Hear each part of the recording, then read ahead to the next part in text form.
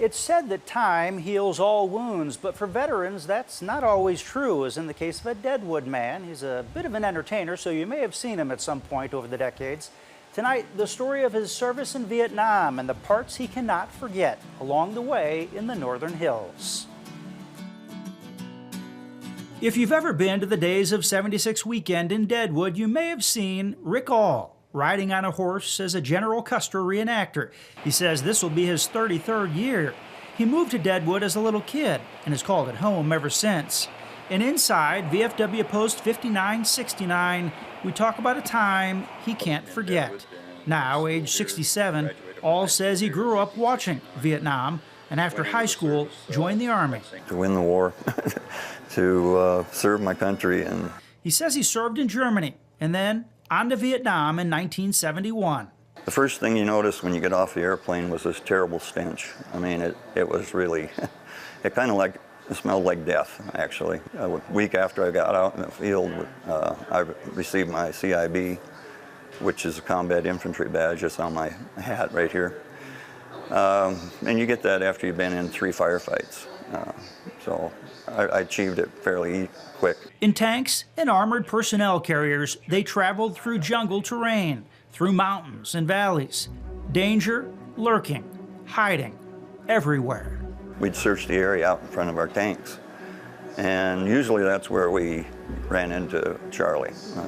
They were out there, booby traps and stuff like that. Very rarely ever knew if you shot somebody because you were firefighting in the jungle, and you might find a blood spot, and you hit somebody, but you don't know if you killed them. Yeah. Thankfully, that's the way it was, because you really don't want to know if you killed someone right out, He was there because he wanted to be, which is not the same as being easy. Anybody that says they weren't scared when they were there isn't telling you the truth. But like I said, you learn to deal with it. You learn to adapt to your surroundings and survive. The Sheridan tank he was on hit a landmine, but thankfully no one on his crew was seriously injured. And all of a sudden there's a flash of light from my right, and the next thing I know I'm in a bomb crater right next to me.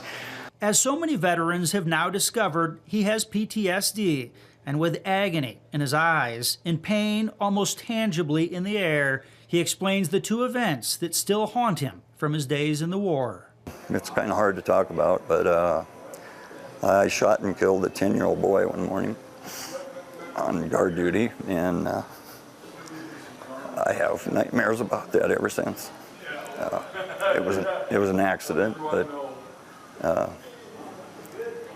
I can never forgive myself. 45 years later, an accident, but the thoughts will not go away. There's a second event that won't go away either. It involved him finding a human hand. We had 3 guys get killed on a tank one time. They were hit with an RPG and it blew the tank up. We spent the day trying to find pieces of their bodies. We made 3 different piles.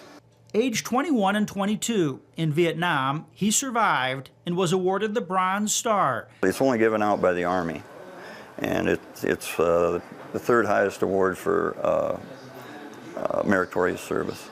And when he came home from the hell that is war, there was nothing. It was just like you came home from a trip somewhere. There was no bands or, welcome home.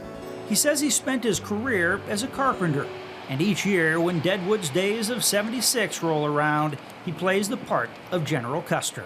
It is really gratifying when you're doing the part and seeing the people, the tourists, enjoying your costume. Creating good memories for so many, but not enough to wipe out the bad memories he would so much like to forget. If you've met someone cool along the way, please call or email us to let us know. A decorated veteran, he enjoys raising horses and taking in the beautiful views he has from his home up in the hills, and we thank him and all veterans for their service.